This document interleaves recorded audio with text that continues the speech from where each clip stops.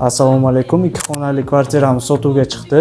4-etajda joylashgan bo'lib, 40 metr kvadratdan tashkil topadi. Manzil Shotor Ustabekli ko'chasi 51-maktabning yonginasida joylashgan bo'lib, bu xonadonimiz high-tech stilda remont qilingan.